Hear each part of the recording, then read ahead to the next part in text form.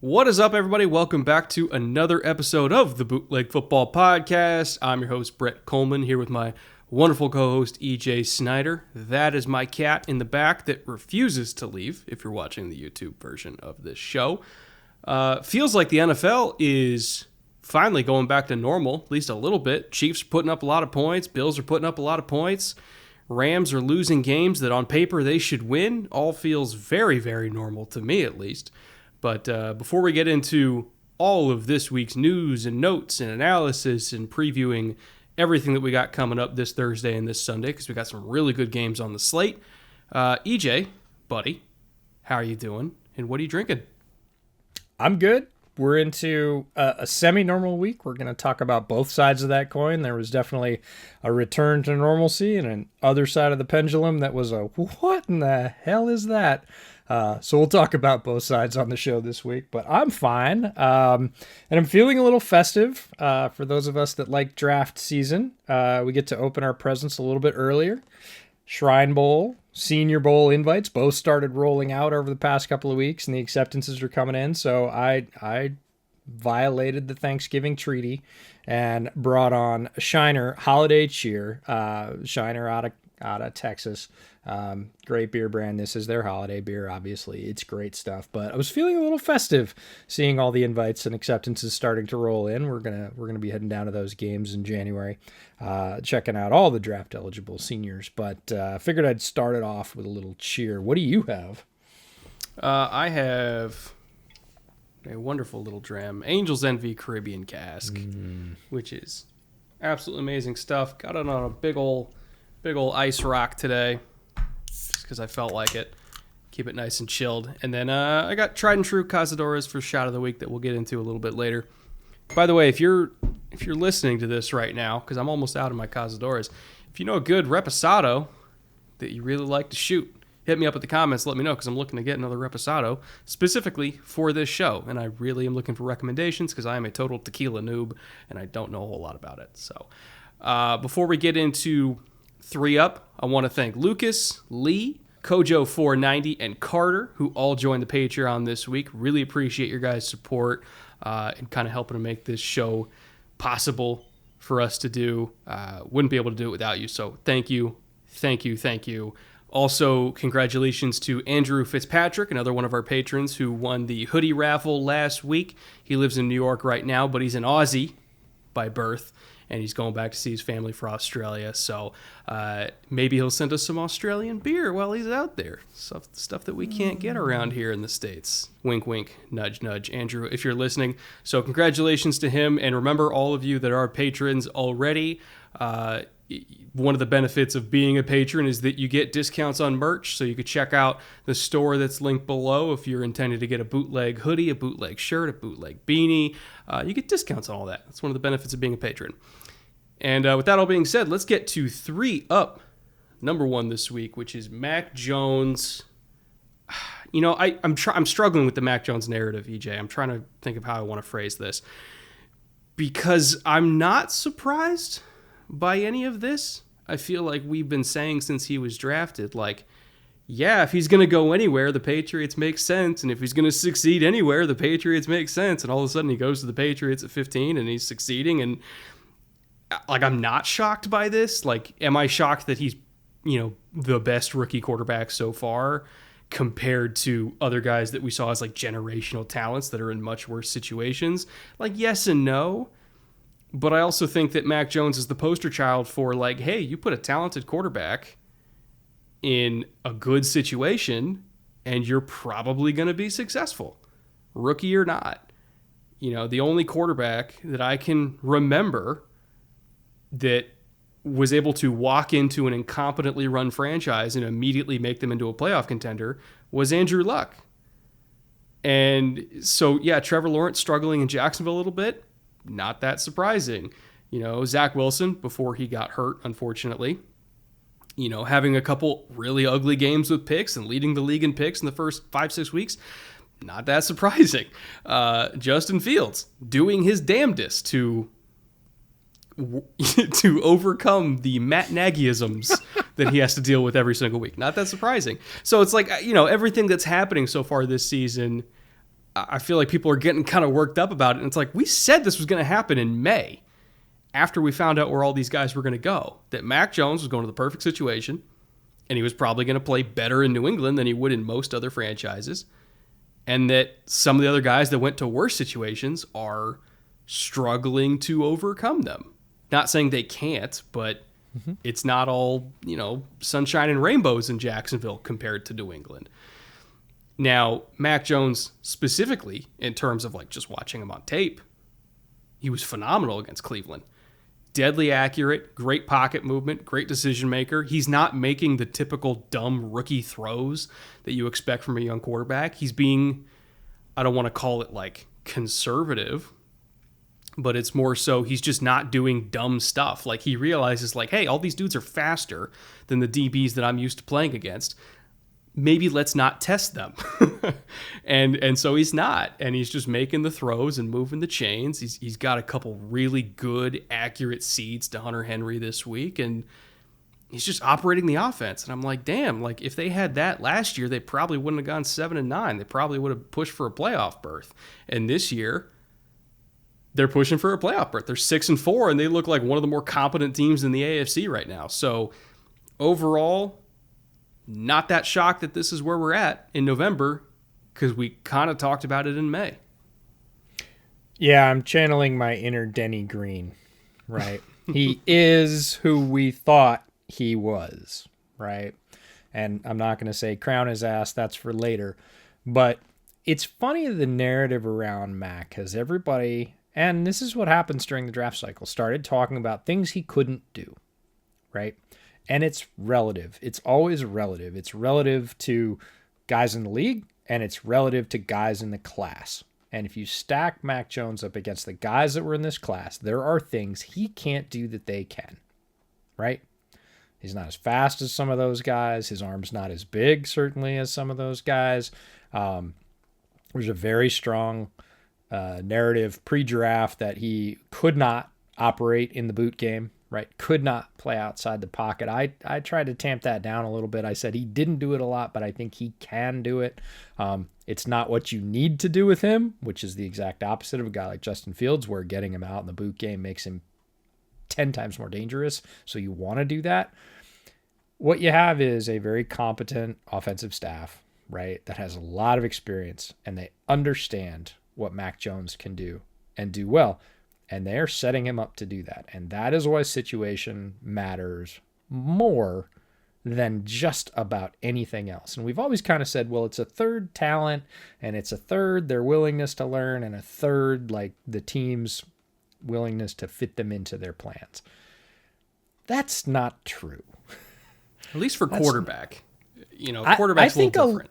I think a lot of positions. I think there are positions that are more agnostic in that debate. Maybe running back might be one of those. Maybe interior defensive tackle, but but certainly with quarterbacks, right? You have a staff that understands what he does well. They're going to maximize that. They're going to do it very quickly.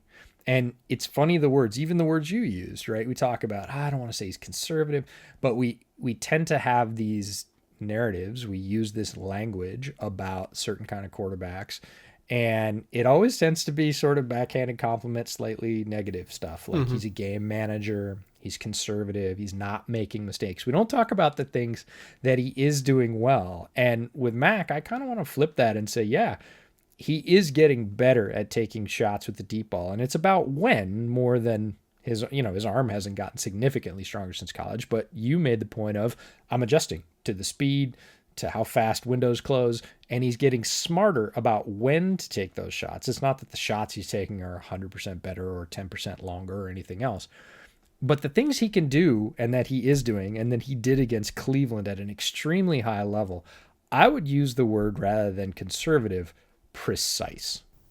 That's a good Mac one. Jones is operating with precision. He is operating the Patriots offense within his limits with precision. He's not managing it. He's not getting by. He's not doing just enough. None of that. Like, he's putting a ball on a receiver at the right time, at the right part of the pattern, giving them, protection. He's not throwing a ton of hospital balls, which is nice. That receiver cores like that. He's getting people space to operate for as much as they're going to be able to. Not a ton of yak playmakers in the Patriots organization right now, but he is operating with precision, and that is exactly what he did at Alabama. Like, that was his hallmark, his calling card. That is what the Patriots understood, and that is the one sort of value among many others that they are maximizing. And that's when we talk about fit and situation. Patriots are doing that perfectly. Josh McDaniels' game plan last week, like, frame that sucker, right? Mm-hmm. This is my quarterback. This is what he can do against a good team. And, you know, Mac went out, to his credit, and executed that with precision. And that's why he is playing such great football right now. I think one of the themes that we see with Bill Belichick teams for the last 21, 22 years, however long he's been the head coach of the Patriots, September doesn't matter. It almost never matters. Like, every single year, you know, like the Chiefs 1 year pre-Mahomes era, I think it was the Alex Smith, might have been 2017. You know, week one, they get out there, blow the doors off New England. Everybody's like, uh-oh, it's over. They're done. You know, they'll have like these September losses in Miami. They had one this year too, if I recall correctly. That might have been in New England this year, but like they always have like a September loss to Miami for whatever reason. I never understand it. And every year people press the panic button in September on the Patriots. And even Belichick himself says, look, I never know what kind of team I have till mid-October. He figures out, what can my guys do? What can they not? Both defensively and offensively. Although he leaves the offense more to Josh. But again, that's the general theme of like, there's 6 weeks of them figuring out what they can do and what they can't. And then by the time you get to Halloween, they're like, yeah, we got it. We're fine. Mm-hmm. We know what we can do. And now, same thing happened this year. Defense last 3 weeks is allowing like 12 points a game. They're third in the NFL over the last 3 weeks in points per game. Their defense is back to being crazy. And so Mac has been given a directive of like, look, your defense is going to protect you. Don't put them in short field situations. Protect the ball. Make the throws that are to the sideline where you know that you're not going to have a hang defender waiting to pick it off. If you want to test the middle of the field, you for damn sure better look at that post safety first and protect the ball. If you need to check it down and we get 4 yards on 3rd and 7 and we punt, fine. Defense is going to flip field position anyway. And they do. And so they are now back to being that, you know, fall Patriots machine where 8-9 weeks into the season, they know what they can do. They know what they can't do. More importantly, they know what you can do on tape because they have enough weeks of tape to study where they know what to take away. And it's really hard to beat. That's why, like, last half of the season, Patriots, both with Tom Brady and without Tom Brady, apparently, they're really hard to beat because once they have it dialed in, once they have their own team dialed in, they become this ultra efficient, terrifying machine. And I kind of feel like we're back to that point. I am not saying that Mac Jones is going to go win a Super Bowl as a rookie, but what I am saying is there is not a single team in the AFC, not a one, that wants to play New England. Nobody wants to play them right now. Not Tennessee, not Baltimore, not even Buffalo. Because when they get into this mode, they had 1 year without a quarterback.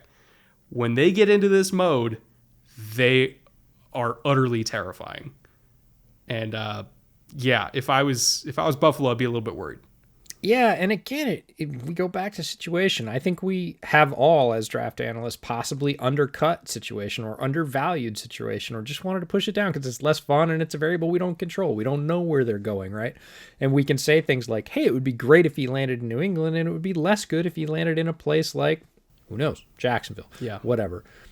Because of situation. And now I'm just dialing in on that more, and it's going to affect my analysis this year in a good way. This is what you do. You learn from past experience and say, this guy is like, it's almost like a situational dependency dial or rating. Like, doesn't matter. Like Myles Garrett, right? Doesn't matter where Myles Garrett goes. He's fast, he's strong, he's smart, he's got a bunch of moves, got great hand usage, plays hard. Like, you can his situational need is really low. If you can't use Myles Garrett, you're probably not a great football coach. Guys like Mac Jones, very good players. It doesn't have to do with the quality of player, but very much better in maybe situations around a third of the league, or maybe a little bit more, maybe a little bit less, right? It's not an exact measure, but like more dependent on fit than maybe another player. Doesn't mean they're a bad player. And if they get in one of those fits, we're seeing what happens, right? Mac Jones is clearly, and I want to say this as clearly as I can, clearly the best rookie quarterback right now. I'm not saying forever. I'm not saying career. I'm not saying whatever else. He is wildly outplaying the other four.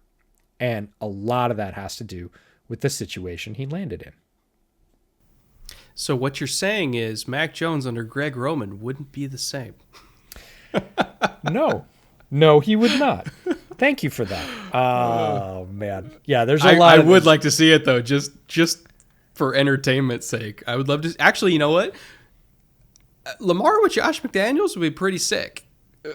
Mac Jones with Greg Roman, not so sick. Yeah, there's one side of that deal I like better. Let's just put that way. But it's fascinating. It definitely influences what we do rolling into this next draft season. And, credit to the Patriots. They took a lot of crap last year. A lot of it was well-deserved.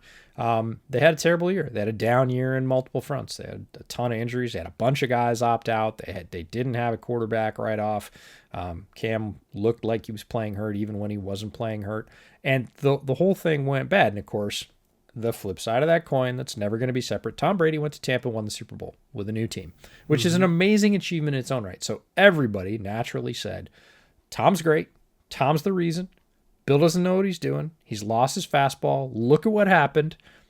And I understand if you're a Patriots fan and you say that because you've had a run, maybe the run of sustained success. It's never going to be done again, ever. And the wheels fell off hard, and it's very natural when you get thrown out of a moving car to go, ouch, this hurts.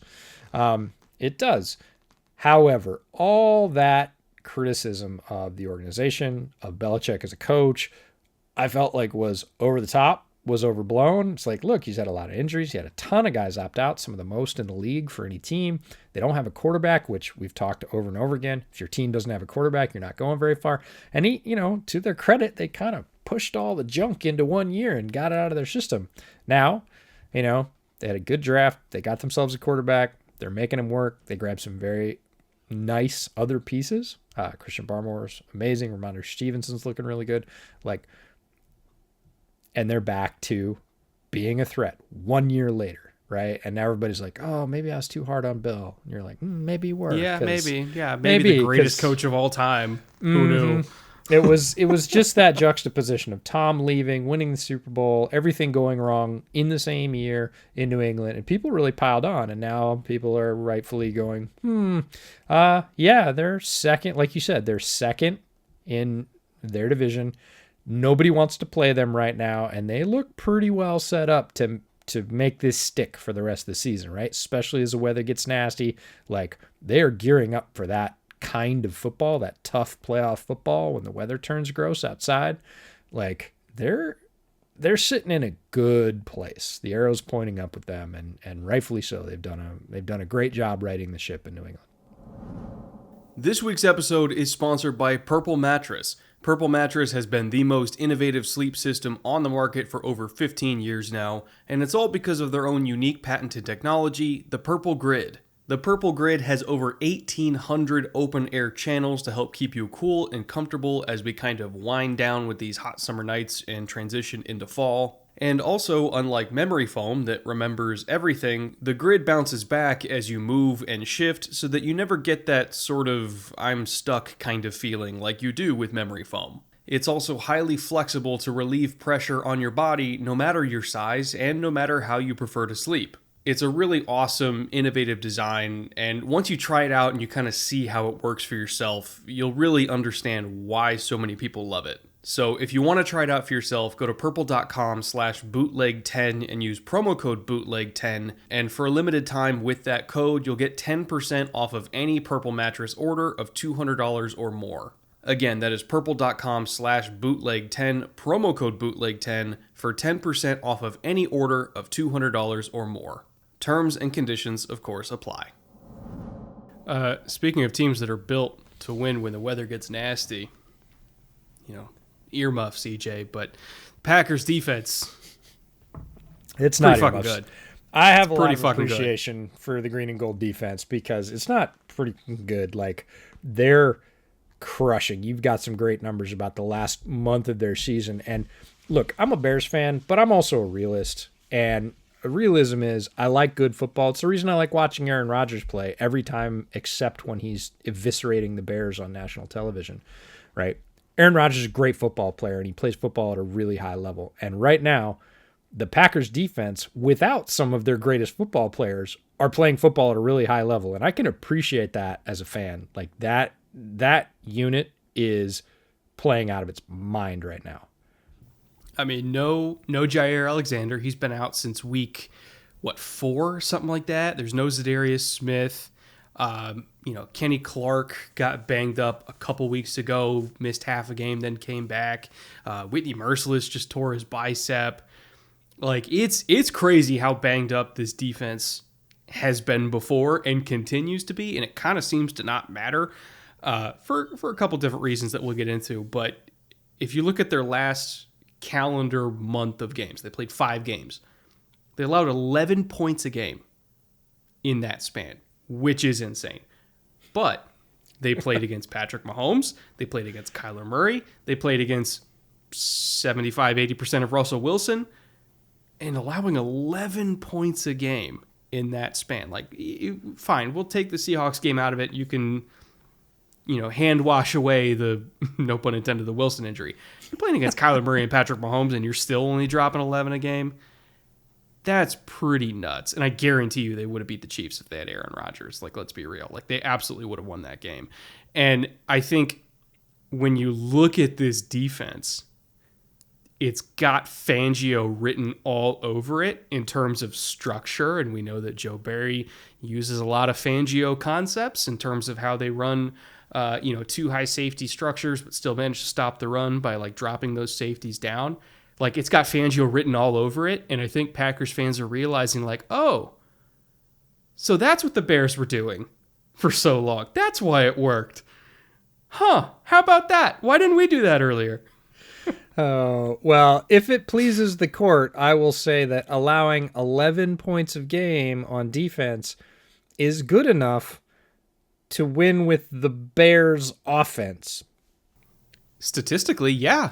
Somehow, but yeah. The Bears would win a lot of games if the defense only gave up 11 points, even though they're only scoring 19. 19's more than 11 for those of you scoring at home.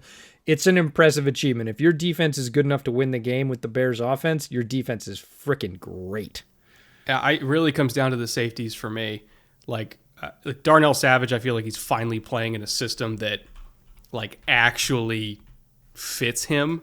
It's pretty crazy. Like, because, they play a lot of 1 high structures and everything like that. But now that they're in 2 high structures where the safeties are impacting coverage a lot more. You play tighter to the line of scrimmage.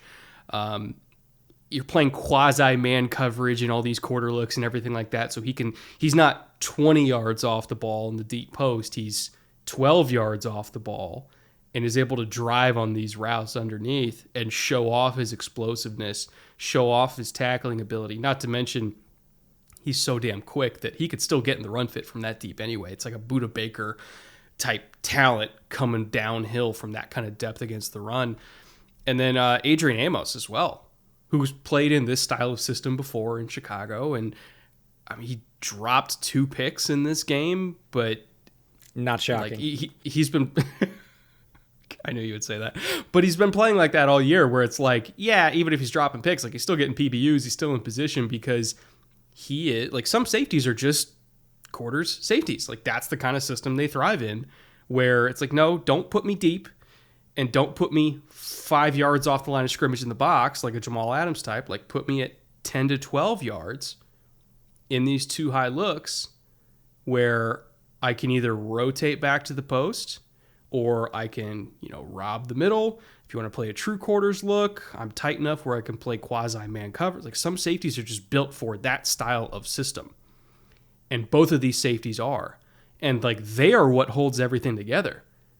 They absolutely are, because typically in a quarters defense, like, if you're going to attack anything, you're going to attack the safeties. But if you can't win against those safeties, look at the Bears in 2018 where Eddie was playing out of his mind, Amos was playing out of his mind, couldn't do anything.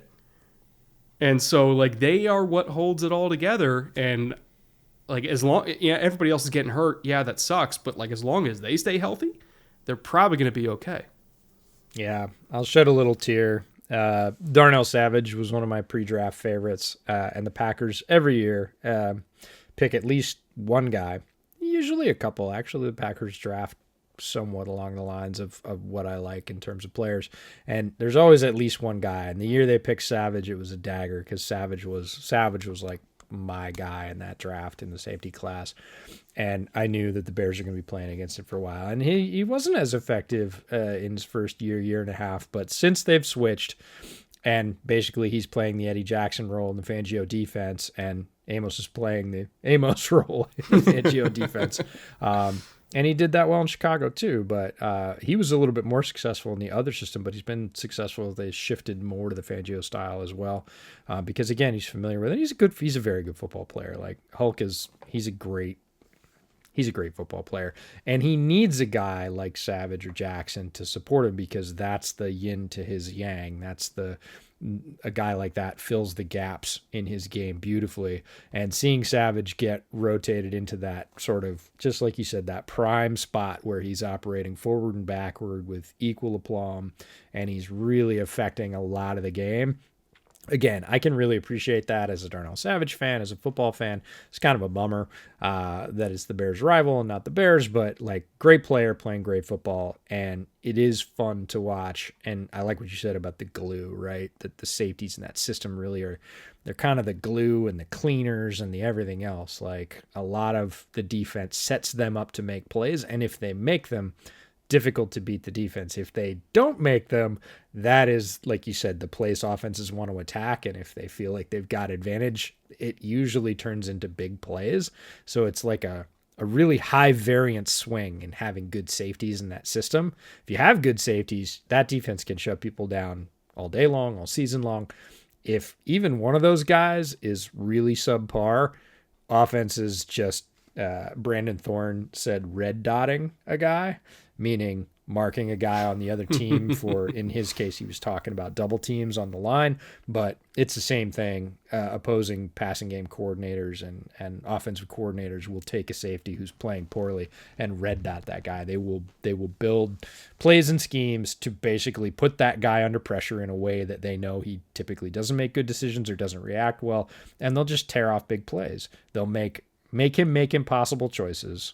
Put him in sort of two-way situations where he has to choose. Neither one is great. And if he chooses wrong, look, it's a 60-yard touchdown. Like, it's just not pretty. So the safeties really do hold that system together. And right now, those two guys have it locked down in the middle of the field for Green Bay. There's probably some Washington fans that are listening right now saying, Joe Barry's a good coordinator? What the? Like, what? We had below average defenses. He was here like 6-7 years. Like, what? Where'd that come from? Also, he never worked under Vic Fangio. Where'd that? Okay, well, where was Joe Barry before this year? Assistant head coach of the Rams, and also an assistant under Brandon Staley, who runs the Vic Fangio defense. He's not running the same stuff he ran in Washington. He literally just grabbed that playbook, said, yoink, all right, let's go to Green Bay with this stuff.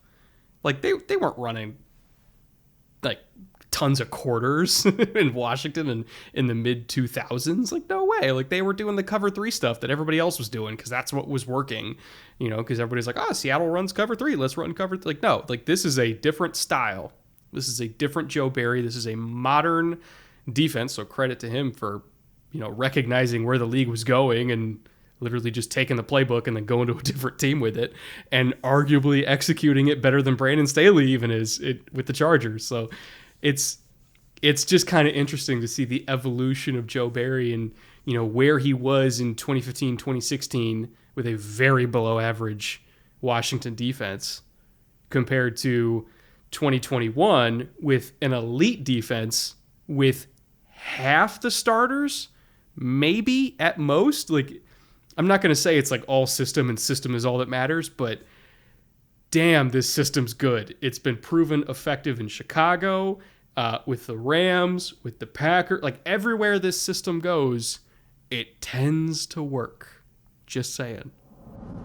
This week's episode is sponsored by HelloFresh. Fall is always a busy time of year. You have a lot of holidays, a lot of family gatherings. At least for me, it's probably my busiest work period of the year because, football. And at least this time of year, I tend to have a lot less time on my hands to go grocery shopping and meal planning and, of course, cooking. And that's where HelloFresh comes in. For me, at least, because my house is kind of way away from all the local grocery stores, my average grocery store trip takes well over an hour, and that's not counting the time it takes to plan out my meals and put together shopping lists and all that.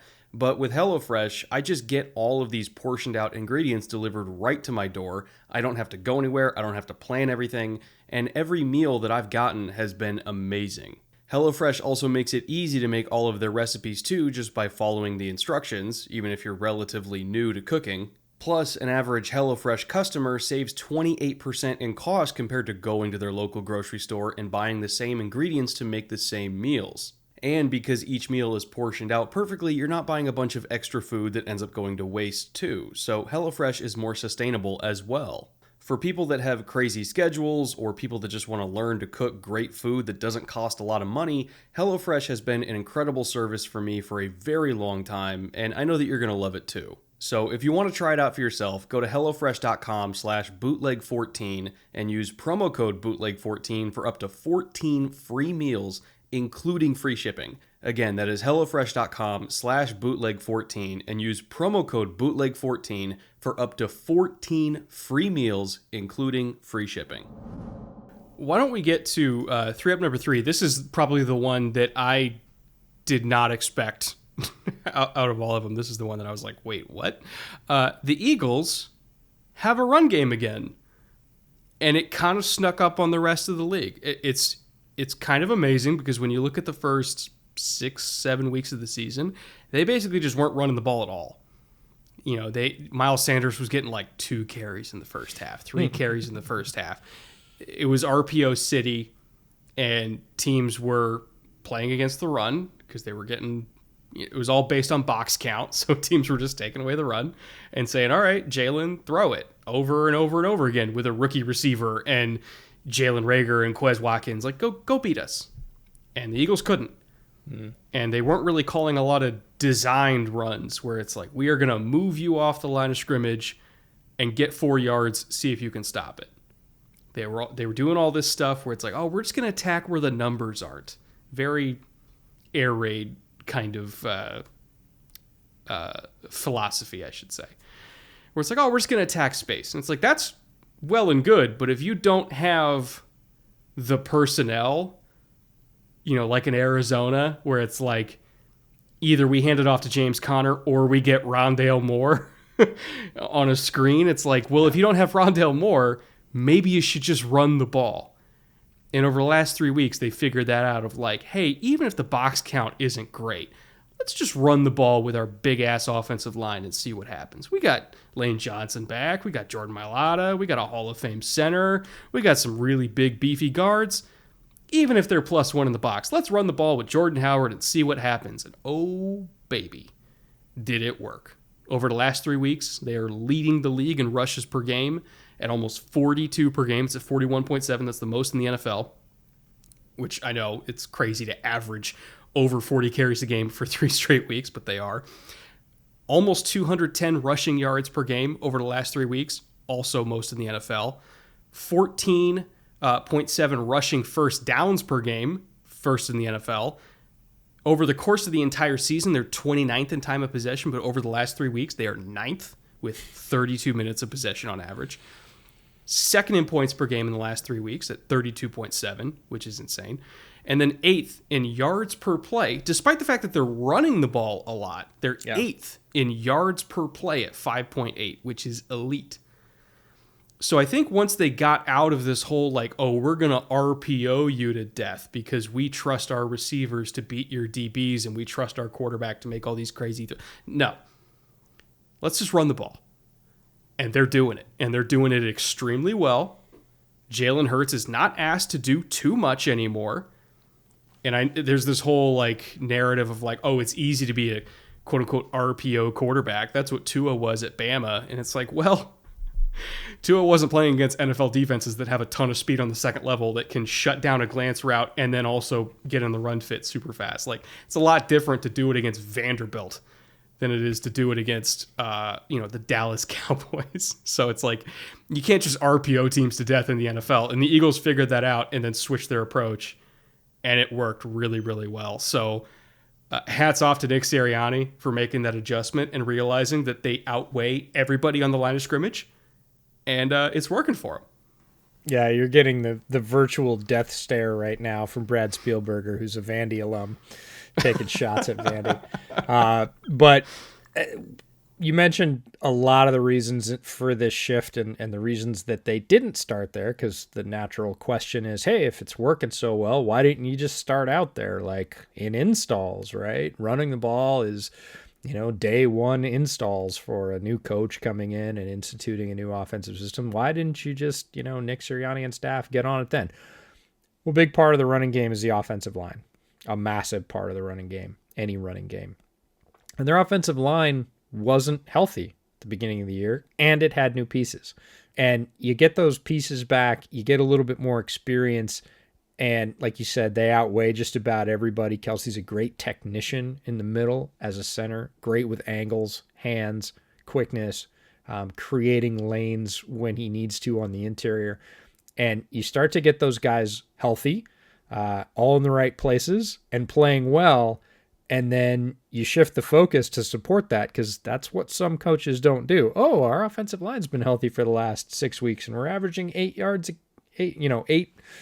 rushes a game. That's not going to get it done. Nick Sirianni and staff said the offensive line is rounding into form. Miles Sanders has been there waiting.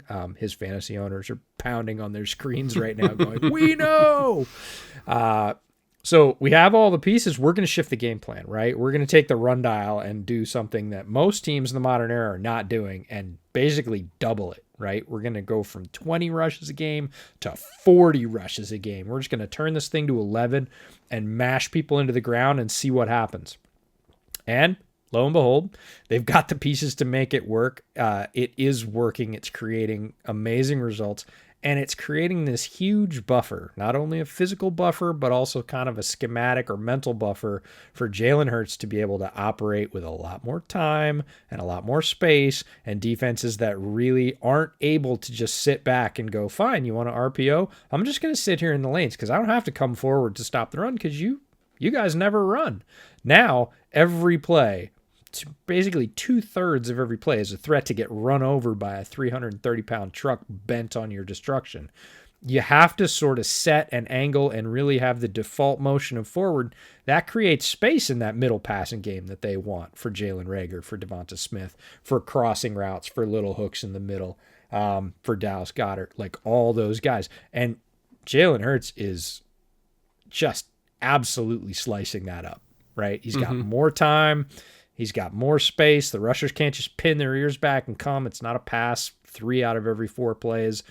And he is evolving. Our buddy Mark Schofield did a great piece, his 3 throws piece on Jalen Hurts this week. And Jalen Hurts is evolving. He is taking that space. He is using his skills in the pocket movement. He's doing what he has always done and just sort of steady improvement. And now that he has this buffer, physical and mental, of the run game, he looks like a whole different quarterback than he did in those first 3, 4, 5 weeks. And the Eagles have adjusted, which great coaching staffs do, and they've got their team in a place where it's competitive. And one of the teams I'm kind of putting a mark by down the stretch to say, I'm going to be checking these games out because this is not the same team as it was in the first half, and they're going to make things very interesting.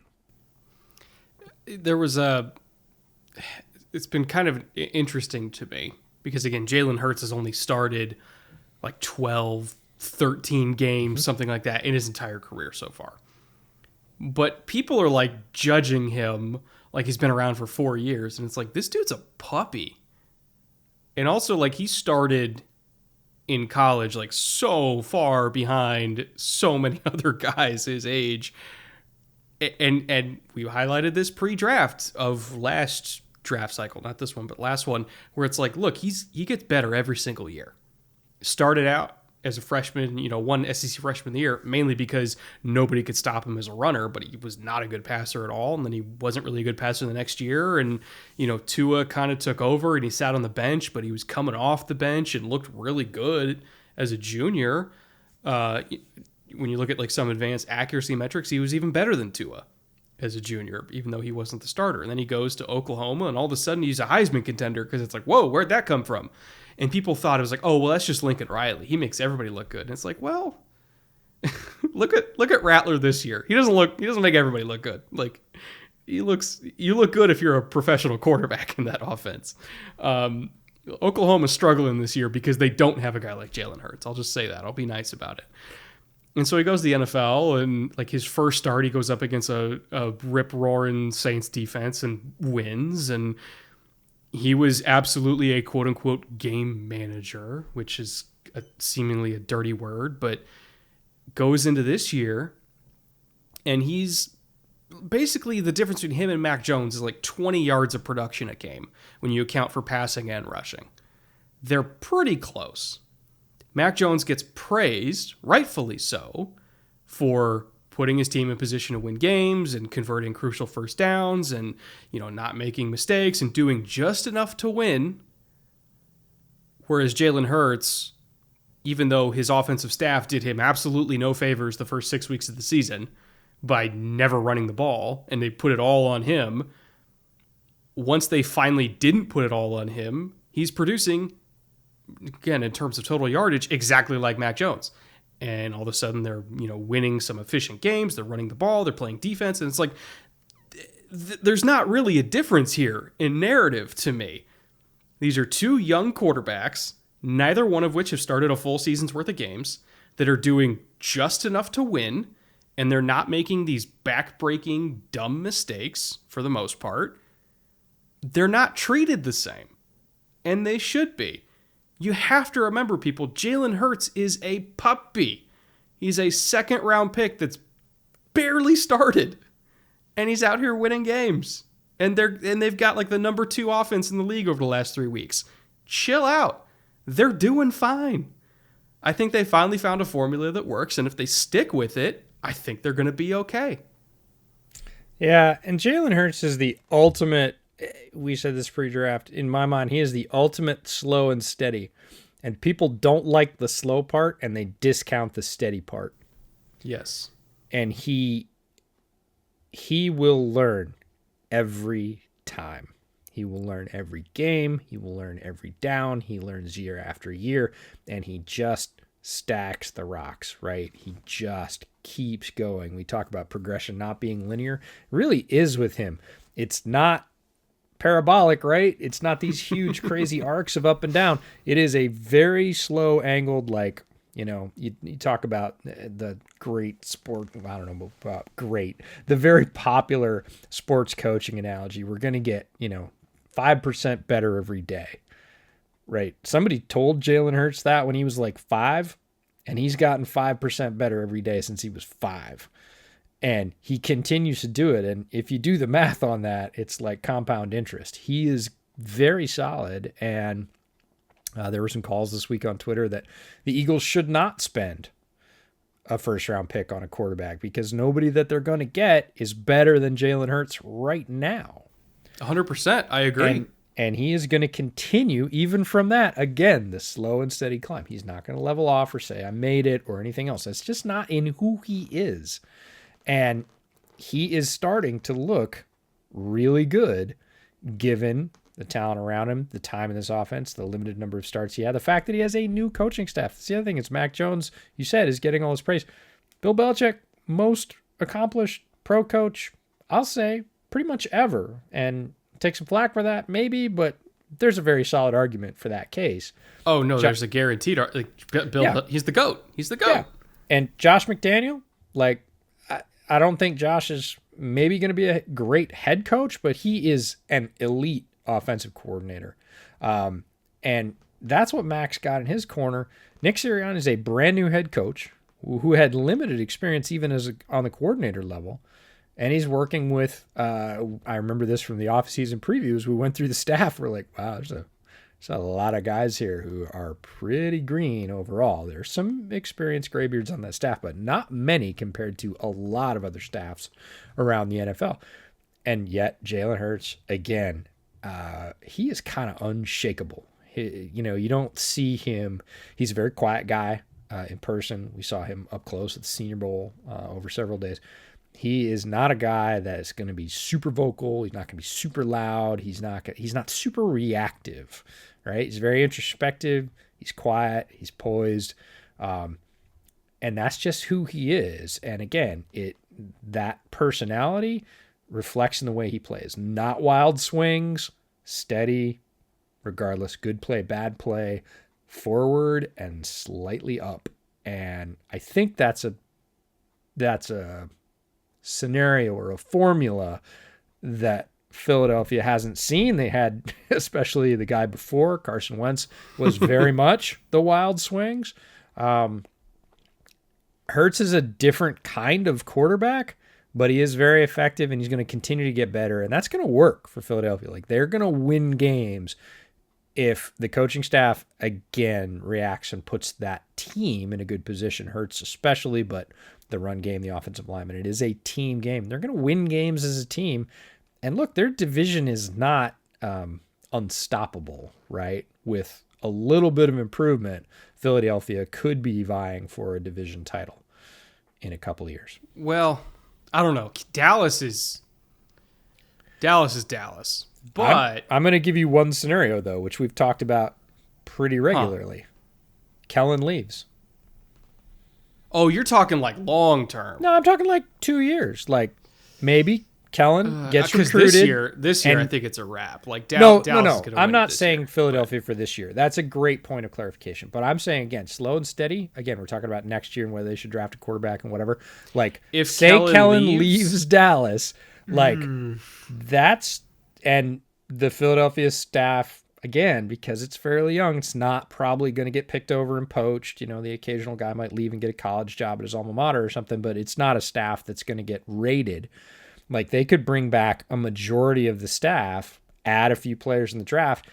If Kellen leaves Dallas, look, all bets are off. Especially if McCarthy stays, all depends on who they get to run the offense, because we've agreed that Kellen Moore is the straw that's stirring the drink right now in Dallas. And if he says, no, I want to run my own deal and I don't want to do it under Jerry Jones, I'm not saying that's going to happen. But if he did, Philadelphia looks in a prime position to be like, okay, we can take the division. Yeah. I swear, I say it every single show. I swear to God. If Kellen Moore leaves and they don't just fire McCarthy to give Kellen the job, whatever happens after that's Dallas' own fault. I agree. Like, that would be catastrophic. It would be catastrophic. Would be, as they said in The Last Crusade, a poor choice. Yeah. You made a poor choice, yes. Speaking of poor choices, EJ. So I watched that Steelers-Lions game. I want 3 hours of my life back. I watched it out of the corner of my eye. What the fuck? I think that's the general reaction in the world. And I think the first 3.5 quarters of regular time absolutely deserve exactly that reaction. Which is, what am I watching? Why is this? Where's the eye bleach? And why is this on my television? I was at Buffalo Wild Wings. I was coming home from a road trip. I stopped in Sunday morning, caught the morning game. So I was watching the other games for the most part. But throughout the course of those games, I kept sort of turning over and going, what's going on over there? Like, why are the Lions leading? And then, why is it even? And then, you know, as the morning game started to wrap up and that game stayed into overtime, everybody kind of started turning and watching the dumpster fire, right? And then fans of all teams, which is one of the cool things about going to a place like that, are watching this game. We'll just use the neutral description. You're more generous than me. Yeah. Swimming dumpster fire. Like there's a lot of descriptions for what was going on there. And people start reacting to both sides blundering away their chances to win this thing. And it very clearly became a game that nobody wanted to win. And everybody was just equally disappointed and loud and aggressive about the fact that it wasn't ending and that it was actually going to carry on more. And then people started to have the realization, the people that know the rules, that it could be a tie, and that just incensed them even more. So it was this super weird dynamic of this whole mix of NFL fans that don't care about that game ostensibly like turning. They ended up putting it on the big screen because it was the only game still going from the morning. And, everybody just moaning when there were fumbles and missed opportunity. And just, it was a very, very weird vibe. I want to recap the entire overtime period because, everything that happened before overtime is, that was garbage. Fine, whatever. Yeah. So they get to 16-16 in overtime. That's what you need to know. That's the Cliff Notes version. That's the Cliff Notes. This is what happened in overtime. So Detroit gets the kickoff. They get stalled out after 5 plays. They punt. So Pittsburgh gets the ball at their own 19 with a chance to drive down to win. 2 plays into it, they hit Deontay Johnson for a 40-yarder, and then he fumbles. It gets poked out by Marcus Gilbert. Monty Oruwariye recovered. They get to their own 45. So Detroit needs, 20 yards to set up a field goal? First play back. Picked off Minkah Fitzpatrick. But wait. Defensive holding. No pick. Another 6 plays later, they get set up for a field goal at the Pittsburgh 30. Well within field goal range. That's primo position, 48-yarder. Professional kickers should be able to make that kick. Nope. Santoso misses in one of the weirdest missed field goals you can possibly... it just looked like it just died. Just completely died. So Pittsburgh gets the ball back. 3 and out.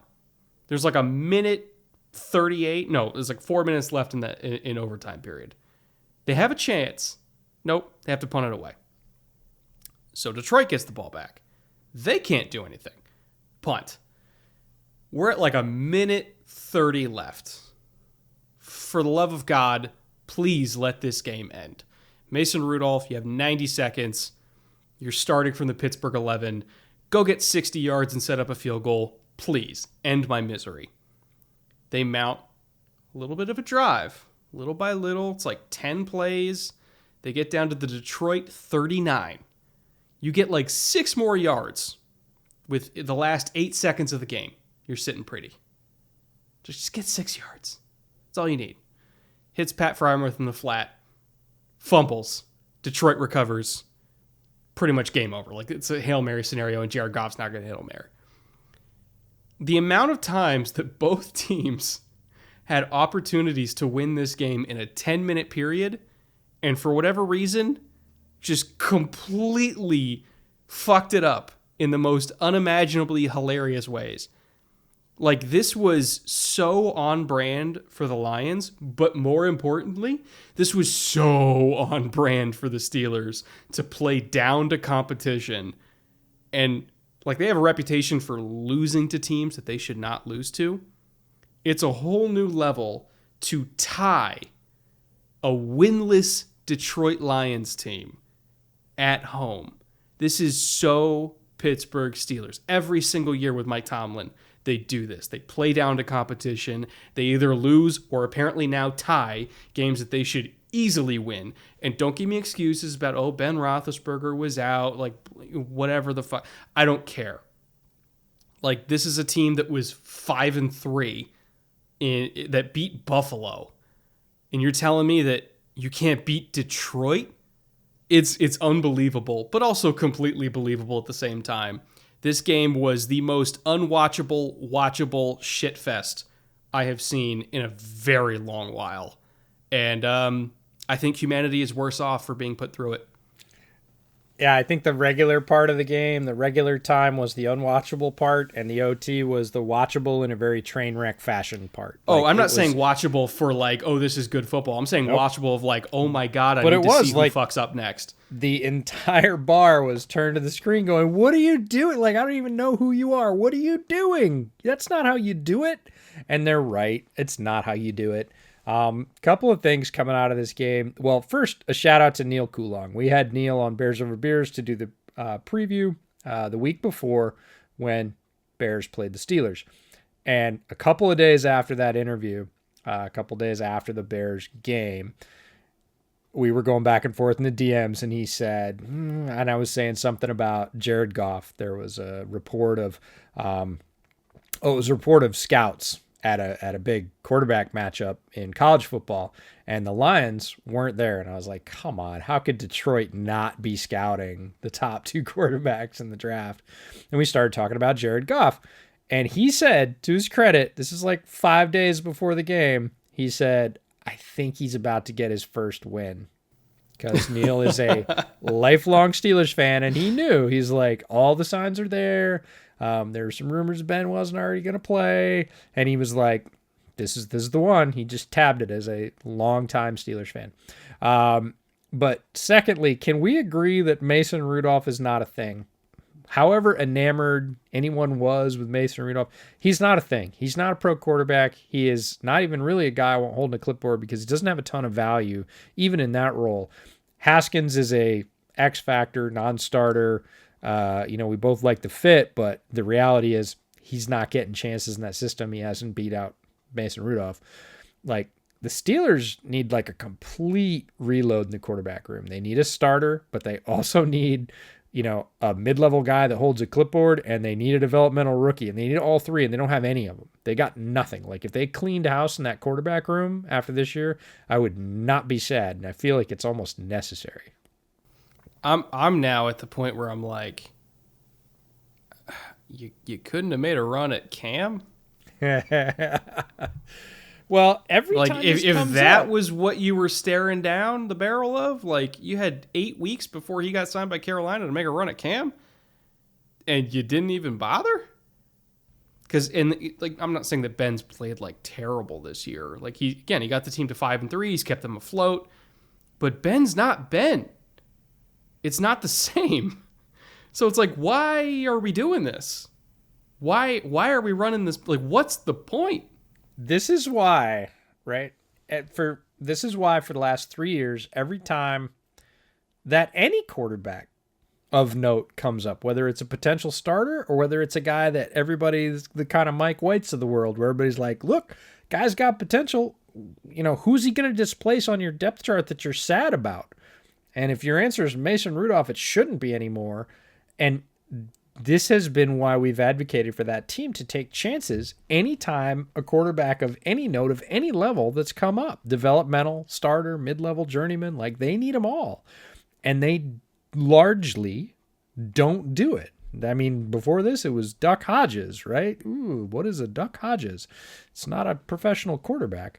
So, and I'm not sure what it is about Tomlin and his staff that make him feel that way, or Kevin Colbert as GM. Like, I don't know, but again, maybe it's just being lulled to sleep by the fact that you have had a Hall of Famer in your building for damn near 2 decades, right? And he's just been a constant. You've been so we don't play in the quarterback market. We have Ben. Why would we do that, right? We don't want to piss off Ben like they piss off Aaron Rodgers in Green Bay. We're just not going to do. Well, the last 2 years, the bell's been ringing pretty loudly. Like, the alarm bells have been going off. Ben is getting to the end of his run. Everybody can see it. It's not premature like it was with Brady all those years in New England. Like, this is it. He doesn't have anything left.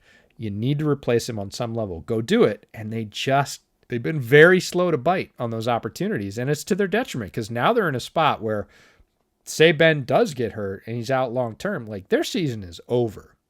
They're not going to win anything with Mason Rudolph at the helm. Nothing.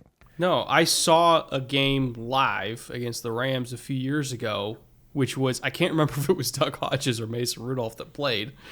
It didn't matter. They couldn't move the ball. Yeah. They were awful.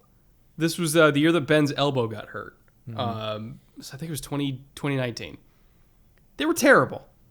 They were absolutely terrible. And ironically, it was against Jared Goff as well. Like, for whatever reason, Jared Goff against the Steelers just produces unwatchable football games. The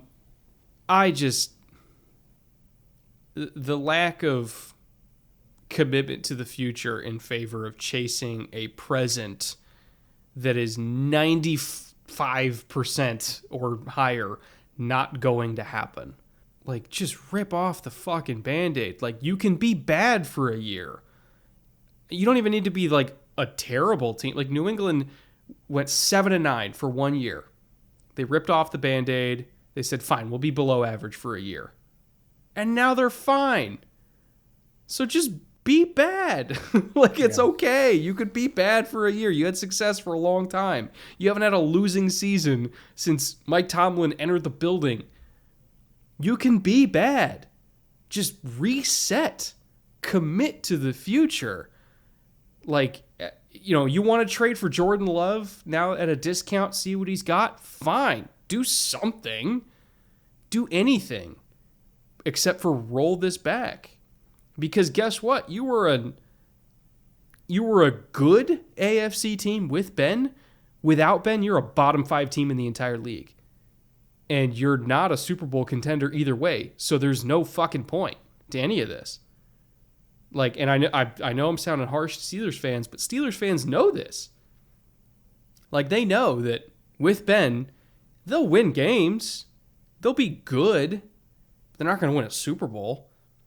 And Steelers fans, if they're not going to be in Super Bowl contention, they don't, like, anything less than Super Bowl contention is not acceptable to that city. And they know it. So let's stop wasting time. I don't know. I feel like they're holding on to nostalgia, whatever you want to call it. I don't know why they're doing what they're doing, but it's wrong. And they need to do something else. Yeah, it feels like habit. And this is why, even in the beginning of, I'd say middle of last year, when it became really clear that Ben was falling off physically, which, you know, look, that guy's earned it. He's taken more big shots than any starting quarterback still going, certainly in recent history, like especially early in his career. That was his MO. He would just stand there, take a massive blast, kind of shuff the guy off. He did that for years, and it adds up eventually. Nobody, you know, father time comes for everybody. Middle of last year, he fell off pretty significantly. It was very obvious if you were watching tape. And that's the point. Like, do what you need to do. It doesn't have to be roll all in for starting quarterback or a huge trade, but, you know, guys like PJ come available and you can take a shot at those guys. Get them in the building. See what they've got. See if they got, you know, you're not, at this point, you're not protecting Ben's feelings. Ben knows what's happening, as, like you said, as do all Steelers fans. Like, have something in the can. And right now, they have a Mason Rudolph and a Dwayne Haskins, and those are both non-starters. So basically, you have nothing. I'm with you. So do something, or in this particular case, do some things, because you need 2 or 3 options, and you hope one pans out, right? And that could be, again, a trade for somebody coming from a disgruntled set, you know, somebody whose priorities have changed. Could be rolling the dice on a couple of draft picks, some UDFAs, some free agents, all the above, right? I don't care if Pittsburgh brings 5 quarterbacks to camp next year. I don't, because they'll sort 2 out in camp and they'll have the 3 that they like. And then they'll use the season to sort that out. But they need to do something, because this whole like, oh, well, we'll just. You're out of will justs. You're not competing anymore. You're in the bottom third of the league, even with your starter, quote unquote, healthy. Like, if you're serious about winning football games, get to it. Speaking of deeply unserious football games, let's go to 3 down number 2. The Jets defense, I know that you and I, maybe didn't expect them to immediately be like an elite unit or anything like that, but I don't think we expected them to, give up 44 points a game over the last calendar month. Like, that's absolutely nuts territory in terms of like lack of, everything on defense. Toughness, tackling ability, turnovers, anything. Like, they can't do anything. So I don't know what to do about this defense because I can't figure out if it's a talent issue or a coaching issue. It's probably a little of both. We knew the Jets were not a 1 year turnaround. They were not the Patriots, right? They were not going to be down 1 year. They've been down for a lot of years, down in personnel, down in coaching, down in sort of every way. And they were going to need some serious turnaround to make that happen. And it wasn't going to happen in 1 year, not with a new staff, not even with a great draft. Didn't matter. That's one side of the equation. Like, they are not overtly talented and wasting it, right? They have some sprinkled in talent, and maybe they're still not using even that to its potential, right? Overperforming based on their talent. But there's also a difference between bad and terabad. And they have been terabad over the last month. Over the last 4 games, this came from Charles McDonald. Shout out to him. Jets defense ranks dead last in EPA allowed at an insane .348. You mentioned twice as bad as the Bears. The Bears were .201, and the Bears are in the low 20s in overall defensive ranking.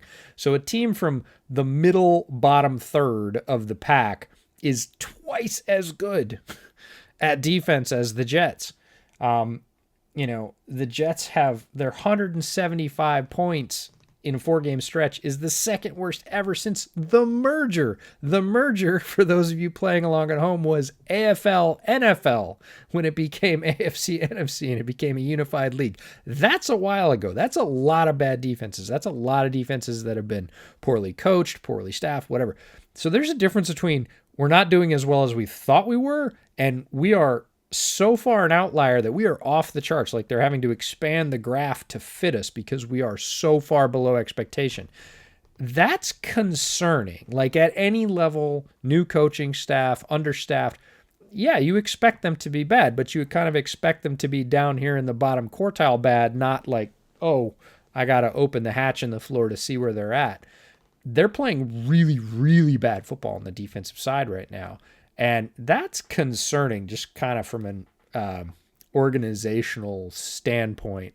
The NCAA had that thing where when they banned programs, right, the kiss of death was lack of organizational control, right? You didn't have your house in order, and the Jets' house is like significantly out of order on the defensive side of the ball right now, and it's just the level of that's concerning. We know they need some time for their system to take hold. We know they need some more horses to really pull that wagon along on the defensive side, but still, you should be a little bit better. Their breakdowns over the last month have been egregious, and that does come down to coaching, to culture, to responsibility, to things that are non-tangible in terms of talent. It's just not meshing all the way around, and that's sort of some responsibility on everybody, but being that bad is what really sends the sort of signal flares up that some things need to change in a big way, because you can't win football games that way. Especially when you compare it to the Packers that are playing with like 5 starters and allowing 11 points a game. Like, it's not impossible to, like, I understand Marcus May is hurt and everything like that, but like, it's not impossible to put together good defensive performances when you don't have all your dues. Green Bay's doing it, and they're doing just fine. It's like 44 points a game. Are you kidding me? It's inexcusable. It really is. Again, this is not me saying that, like, you have to fire Robert Saleh and he's only going to be a 1 year. I'm not saying that. Like some people are all of a sudden, like they're saying like, oh, he's going to be a 1 year. Like, I'm nowhere near that. Nowhere near the fire Robert Saleh train. But what I am saying is, holy shit, they got to get some dudes in that building. Get your house in order. Like, that's what I say to Robert Saleh is, don't worry about your job. Your job should be safe as a rookie head coach coming into an agreed bottom 5 situation in the NFL in terms of success and personnel and contract and draft and everything else. Coming into a bottom feeder franchise is going to you should get minimum 2 years, no questions asked, because that's the kind of rebuild you needed to do. But, psst, hey, Robert, get your house in order. Like, you need to do better than that. Like, I don't care if you're 28th, but be close to the guys that are in 27th and 26th. Don't be twice as bad as them, right? You can do it. There's some basic foundational sort of defensive principle football that's not being followed right now, and you need to clean up what you can clean up, and you can clean that up. 3 down, number 3. Another kind of kind of performance. Maybe one that we didn't expect at all, and that's the Bucs coming out completely flat against the Washington football team and dropping a game to them. And hats off. First of all, I want to say this first. Hats off to Washington for playing a good game, upsetting the champs. I don't want to say like completely caught them sleeping, because maybe that's a little bit disrespectful to Washington, but yeah, they caught them sleeping. And they took advantage of all the opportunities. There was the tip drill interception early on in the game. Took advantage of it. Got the turnover. There was a bad ball that sailed on Brady for another interception in the first quarter. Again, took advantage of the opportunities, because against a guy like Tom Brady, you have to. Can't drop picks against him, because he's not going to throw you another one. So, them kind of taking away those 2 possessions in the first quarter and then just holding on to that lead with a stranglehold and mounting a 10.5-minute drive, capped off with a touchdown to salt that thing away. Like, that was how you beat Tampa. Like, every once in a while, they're going to give you some opportunities. Like, they are not a mistake-free team. They play kind of a looser version of football than we're used to seeing Tom Brady teams play with, because we're used to seeing that machine in New England. Well, Tom Brady down in Tampa, they play kind of loose, and sometimes they explode for 45 points, and sometimes they throw you a couple picks. It's a different kind of style than maybe we're used to seeing Tom Brady play, but took advantage of the opportunity, got the turnovers, and then just didn't let him back on the field where he could make up for it, excuse me. And I know, Tampa's got some injuries at the skill positions, everything like that, but at this time of year, everybody's playing hurt. Chase Young unfortunately tore his ACL in this game, which just gutted me, because I love Chase Young and I love his talent, and I hope he can become, that Myles Garrett caliber player. So hopefully he gets better soon. But everybody's playing hurt. Washington technically has their backup quarterback, because Ryan Fitzpatrick went down in week 1, so they're playing with Taylor Heineke. Curtis Samuel was out. They're playing with Terry McLaurin and banged up Antonio Gibson that's still dealing with that shin injury. They're not healthy, but they kept Tom off the field, took advantage of their opportunities, and just played a really tough, disciplined football game and beat the champs. So you can blame injuries all you want. You can say, oh, well, if Tampa had all their dudes, they would have won. I don't know. We saw Tampa have all their dudes in the playoffs last year, and Washington really gave them a run for their money with even worse talent than they have this year. So I don't know. Some teams just know how to play against Tampa, and I think Washington's one of them. Yeah, and we mentioned it earlier that certain teams do certain things each year that Pittsburgh plays down to several opponents per year, and that's just kind of an expected thing. And, if I was going to pick one word to sort of characterize the Washington football team on Sunday versus Tampa, it's tenacity, right? They just kept biting at them. They just kept chewing. They just kept working. They just kept pressing. They needed to come up with a long drive. They came up with a long drive. They had a lot of plays that were maybes. Terry McLaurin, I'm thinking about that huge hit he took from Antoine Winfield Jr. to convert a key third down, right? He easily could have dropped that ball. He got hit in the head with a missile. And, they're just tenacious. He wasn't going to do it. Heineke played a very, I'm not going to use the G word. He played a very opportunistic game. He played a tough game. The defense played the same kind of game. And I tweeted out that if Taylor Heineke could, bottle and sell an anti-Tom Brady, spray after the game, that he'd be a millionaire, because he played him super tough in that sort of last year. It was surprising in the playoffs. This year it's kind of like, well, he's doing it again. Is it still surprising? It just seems to be a matchup problem for Tampa, injuries or not. And they did. They sagged a little bit. They didn't play their best game. Washington played a very, very tough football game, and they end up taking the win. But I feel scared, hopeless, despairing for the Giants, because Tom Brady is a pathological destroyer after a bad loss. After a game that he doesn't believe he should have lost, you can go back at the history books. He has very few 2-game losing streaks. And what he typically does after a bad loss is embarrass the team across from him. He comes out with an anger and hurts them. And look, the Giants aren't, maybe the best dog to bring to the fight anyways in this particular case, but Tom's going to massacre them one way or another. And if I was betting on one game next week and Tom Brady stays healthy and off the COVID list, I would put whatever I had on Tom Brady to win the game because he's going to thrash the Giants. I feel legitimately poor for them. They're in for a rough Sunday because Tom doesn't take the embarrassment of a bad loss well. I'm looking up the line right now for that game. Let me see here. So let's see. Tampa, it's not enough. Tampa Giants. I'm getting to it here. Yeah. Tampa favored by 11. I still would probably I know, yeah. I might even take the line in that game, but I would take them outright as Tampa to win for sure with whatever I had. I would be shocked if Tampa drops that game.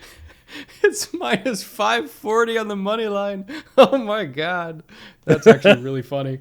That's basically Vegas is like everybody's betting Tampa. Everybody's betting Tampa. Right. Yeah. And well, they should. Historical precedent says that's a smart money bet. But, teams do this. It's a long season, 17 games. You're going to come out. People say it's hard to win a game in the NFL. It is. People say any given Sunday, team can rise up and play well against, across from you. They can. When that happens in combination, when you play a game poorly, you come out flat, whatever it is, you suffer a couple of key injuries. Vita Vea went down with a knee injury as well on the Tampa side. He's key to their run defense. And the other team plays up, right? The other team plays like they're not scared of you and maximizes every opportunity, gets a couple of favorable bounces early on. This is what happens. Right. And it happens almost every week. We have a game that's like, I was sure they were going to win that game. Oh, nope, they didn't. And it's usually because one team came in a little bit low. The other team came in raring to go and the ball bounced their way a couple times and they didn't let it drop. They just kept pushing. Also, a quick update on Vita Vea, who got carted off with a knee injury in this game. Ian Rappaport said he was diagnosed with a bone bruise and a slight MCL sprain after his MRI. This was yesterday. So he will, or may, quote unquote was the word used, but most likely will miss some time, but will probably be back at some point later this season, which is huge because Vita Vea, as we know, is honestly, I could argue top 2 most important players on that defense. The linebackers are great. The edge rushers are talented. Secondary could use some work. But Vita Vea and what he brings to the middle of that defensive line, his ability to single-handedly change the math in the run game to keep an offense honest and set up long yardage situations for them to dial up all these crazy pressures and stuff like that. Vita Vea is the dude for them. And, it's good to see that he's not going to miss the rest of the year because if he did, that would be a massive blow, in my opinion, to their Super Bowl odds. But if there's one reason why I might take Giants plus 11, it's because Vita Vea most likely won't play in that game. And Vita Vea not playing in that game for a defense in Tampa that's already been very up and down this year. I'll be kind and say they've been up and down. That's huge. That's huge. And if they can just run the ball on Tampa with Vita Vea out and keep Tom off the field, a vengeful Tom off the field, they have a chance to, yes, they have a chance to win. It's a slight chance, but it's a chance. But at least they have a better chance to not lose by more than 11. There's my gambling hot take of the week. I'd call that a very hot take. I think Tom would too. 3 interesting number 1. We'll get down to that. Speaking of some elite offenses returning to form, I kind of mentioned it at the top of the show, but Buffalo, putting up a 40 burger. You had the Chiefs putting up a 40 burger.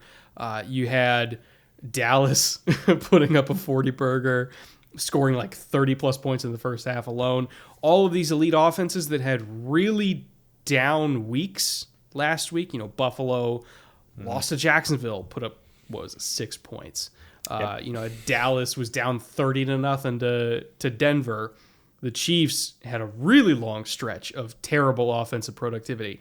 They all kind of looked at week 10 and said, no more. We're going to get back to our explosive, over-the-top, massive runs of points kind of ways where you blink and they put up 20 on you. Like back to back to back. Like it's amazing when these teams are at their best where it's like we score quick, we get a quick stop, we score quick again, we get a quick stop, we score quick again, in like a 6-minute period they put up 21 points. All of them can do that. And they're one of the few teams, in my opinion, that can do that. And they all did it this week for the first time in a while. So I personally found it interesting that they all kind of got off the schneid at the same time. And part of it's matchup. Like, yeah, the Raiders play a lot of single high, play a lot of cover three. They don't really blitz a lot. It's a lot of the stuff that the Chiefs are good against. So I wasn't super surprised to see them put up that kind of performance. And I wasn't super surprised to see Buffalo put up that kind of performance against a Jets defense that is terrible. And I wasn't super surprised to see Dallas put up that kind of performance against an Atlanta defense that's also terrible. Like, they all had kind of help with matchups. But seeing them all take advantage of those matchups and just exercise some demons and just, almost kind of instill confidence in themselves, like, yes, we can still beat the shit out of people and it feels good. We're back. We're not terrible. We can really do this again. Seeing all of them kind of have a get-right game at the same time, at least for me, was highly entertaining. Obviously not entertaining for the teams that they did it to, but at least for me and my fantasy teams, I loved it. And my fantasy teams, there's the kicker. It is fun, and it does sort of make me or us look down at this and go, this is what we were talking about when we picked all three of these teams to win their divisions. Like, this is what we were talking about. This is what they can do. And it is interesting. I always love looking at the box score by quarter, right? Any game, right? And these teams in their prime, you look down and there is at least one quarter where it says like 24 or 28 or whatever. And you're like, holy crap, that's a game's worth of points in a quarter, right? Sometimes it's lucky bounces. They were driving and they just happen to score 2 seconds into the second quarter and then they're just on the way. And they add 2 more touchdowns and, hey, there's your 21 points in the quarter. But there's those unbalanced quarters are hard to come back from. And all these teams can put them up. They haven't. KC's been the least regular participant in that club. They've had the sort of longest and most prolonged offensive struggle of these three for this season. But it's fun to see all the pieces work, just like when we were talking about, it feels like a million years ago, but the Jets game a couple weeks ago and Mike White came on. It's like, this is how they intended this team to play, at least on the offensive side of the ball. This is how they wanted to see all these weapons work together. And the NFL is more fun when you see more teams doing that. And Buffalo, KC, and Dallas all look like that this week. And that makes for really fun, watchable football, in my opinion. One point about the Buffalo Bills that my buddy Joe Marino came up with, and this is great. Occasionally there is one player. We just talked about Vita Vea being important to the Packers defense and how different that unit is with him in the lineup or out of the lineup. Joe Marino brought up a really good point. Joe works for the Draft Network. He also does a Bills podcast. Lifelong Bills fan. Brought up a point about Spencer Brown, the tackle for the Bills. So Buffalo Bills games without Spencer Brown in the starting lineup at right tackle and with him. So 4 games with. Points per game, 38.5. Yards per game, 448. Rush yards per game, 135. That's with Brown in the lineup. 5 games without. So he's been out almost, a little bit more than he's been in. 5 games without Spencer Brown, same stats. Points, 25-2, down from 38-5. Yards per game, 364, down from 448.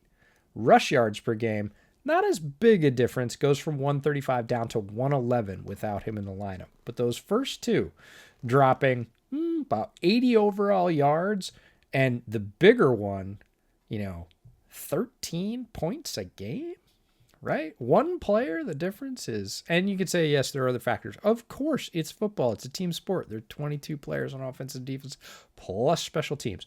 Like, lots of variables. But if you say one player really makes a difference in this lineup, like Spencer Brown in, I like the Bills' chances. They're putting up 38 a game. I like their chances against pretty much anybody. I mean, having a backup tackle that gives up a pressure at the wrong time can sometimes be a 14-point swing. It can sometimes be the difference between a touchdown and a sack fumble. Like, having a good offensive lineman, and again, people never realize this, but a lot of the time when a quarterback is holding the ball and locked down the field, it's because there's a dude that's about to come open 30, 40 yards down the field. So if they don't feel pressure because they're seeing like, oh, the safety lean the other way, I'm going to hit this deep post, and they don't feel the pressure because your tackle gets whipped off the line of scrimmage and hits him as he releases, and it's a sack fumble, goes back the other way, that could be a 14-point swing. If the tackle held up for half a second more, it could be the difference between a 60-yard touchdown or giving up a sack fumble for a touchdown. And I'm not saying like that's the scenario that plays out every single week when he's off the field, but yeah, having good starting offensive line kind of matters. Yeah. And Spencer Brown's a guy we looked at that had immense physical potential. He's a huge dude. Like, massive. He's got big man. And most offensive linemen are. Spencer Brown's big in and among them. He's one of those guys that's half a head taller than all the guys he's standing next to. Big dude, but he's playing quality football on a very good offensive team. Just fun to take those little nuggets and bring them to you all and say, hey, we talk about it being a game of inches. Sometimes it's a game of availability. Like, he's in, their chances are really good. 38-5. Look, their defense is good enough not to give up 38-5. If they score 38.5 with him in the lineup, they're probably winning. Right? Yeah, he gives up on average one pressure per game, which is like elite tackle numbers. That's like Ronnie Stanley numbers when Ronnie Stanley's healthy. Like, he gives up a pressure a game. It's like 1.2, something like that. That's insane, especially for a rookie. Yeah, it's so good. And highlighting the difference that one player can make in what is the ultimate team sport is really fun. So wanted to bring you that one. The last of 3 interesting this week. Turns out you can go home again. Cam back in Carolina. You put out a tweet that just said it just feels right with Cam in a Carolina jersey. Like, the NFL is just better with Cam in a Carolina jersey.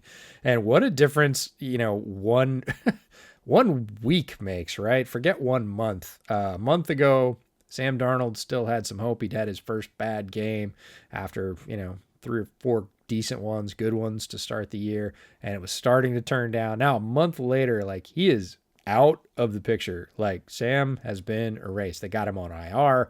It's very clear. He had his shot. It was short. It's not going to last. They go out and get Cam Newton off the street, sort of hometown hero returns, and he comes in on a very light week and scores 2 touchdowns. Like, the great question by the pool reporter after the game. How much of the offense did you know, Cam? All-time elite answer from Cam Newton. 2 touchdowns worth.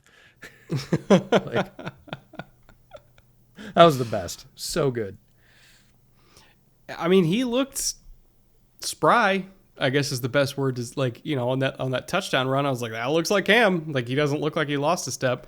We obviously didn't really get to see him throw much because he wasn't on the field for a whole lot of snaps, but it sounds like he's probably going to end up starting this game against his old coach, Ron Rivera, with Washington.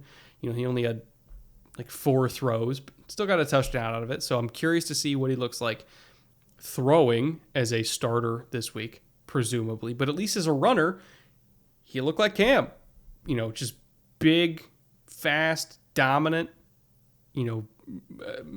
athletic marvel Cam Newton.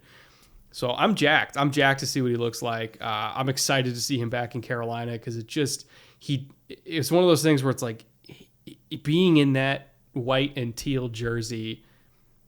It's wrong if he's in anything else. He needs to be in that jersey. And it was like, yeah, it was a good fit, in my opinion, in New England for what they like to do on offense. Unfortunately, he got COVID, and he wasn't the same after COVID.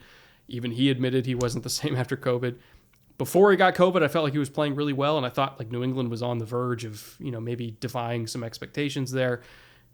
But man, seeing him in a Panthers jersey versus in a Patriots jersey, it just feels right. It just feels, I don't even want to use the word nostalgic. It just feels correct. It feels like the world is back to normalcy a little bit. Maybe that's the theme of this show, is the world's back to normal a little bit. Buffalo's putting up 40 points. Dallas is putting up 40 points. The Chiefs are blowing out the Raiders, and Cam Newton's back in Carolina. We're good. So I'm excited. I'm excited. The sideline to this that we get to talk about, if we're talking about flip sides of the coins, which is the subtitle of this show, back to somewhat normalcy is the big title in the lights, and the subtitle is the flip side of the coin. The flip side of the coin is, what in the hell was Carolina doing passing on Justin Fields? Oh God, yeah. Well, even Mac at this point, like if we're going to go full hindsight, and again, if you had to take, I'll just ask you this because I just thought of it, and it seems like a fine question. If you had to take the offensive skill position players from New England or from Carolina, which group do you take? Oh, Carolina. DJ Moore, CMC, Robbie Anderson's your number 3. We love Terrace Marshall. Like, it's not even a question for me. Like, your number 1 receiver is Jacoby Myers or DJ Moore. Like, who would you rather have? Your number 1 running back is Christian McCaffrey or Ramondre Stevenson or, Damian Harris. Like, pick one. Yeah, I want now, offensive line-wise, New England by a lot, because Carolina's offensive line is terrible.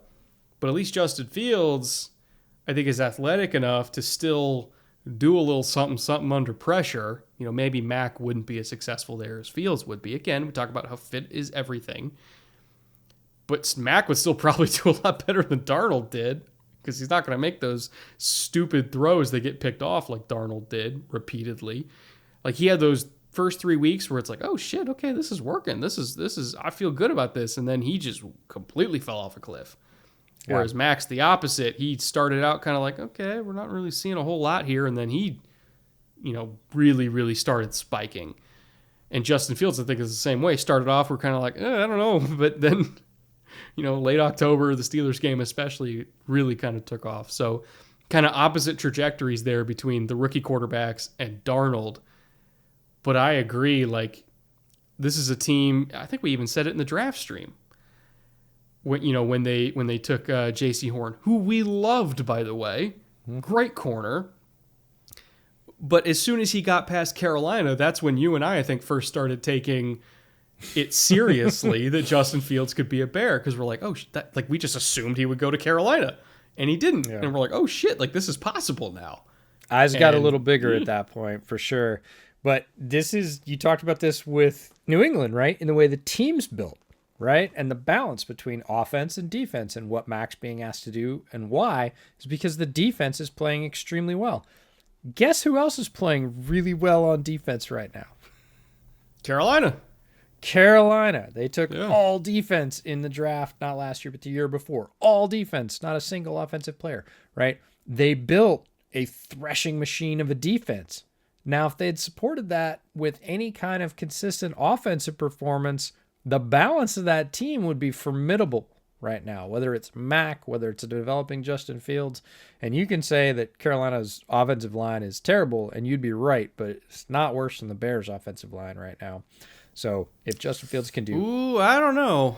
Well, now, with Borum coming back and Peters rounding into shape, okay, maybe I'll give you a push. But the first month of the season, not even close. Bears' line was a tire fire. So... it would be at least a push, if not a little bit, and the skill position players. Anyways, So this feels like a disservice by Carolina, and I know they wanted to take the 1-year rental on Sam. I know they've still got draft capital for next year, but it really feels like you did all this investment on defense. You built a team to stop the other team. You assembled some good skill position talent. Yes, still needs some help along the offensive line. And then it was like Darnold or bust. And after 4 weeks, it was bust. And you're left with, oh boy, we got to sign Cam off the street. Not that that's a bad thing. I like the homecoming. I think it's fun. But literally, that was your plan. It wasn't your plan, right? That was not what you were planning, at that point. You were saying, we're all in on Darnold, and that's it. We're all in on Darnold. Now, PJ showed some flashes. Be interesting to see what he can do, maybe with longer exposure. But again, that's not going to happen now. So they clearly don't believe in that either. If you think PJ is the answer, you don't go sign Cam off the street to be the backup. That's not what he's going to do. So it's just a weird approach. I like so much about what Carolina's done in the draft and with draft strategy and trading down and amassing draft picks and free agency signings. Like, I really like the way the team is built. And then they just went, well, if Darnold doesn't work, we're kind of up a river with no paddle. And that's where they got left. And it just feels incomplete. It feels weird because they had the chance. They had a high draft pick. Both guys were there. Mac was there. Justin Fields were there. It's not like, oh, well, they would have had to. No, they were both there.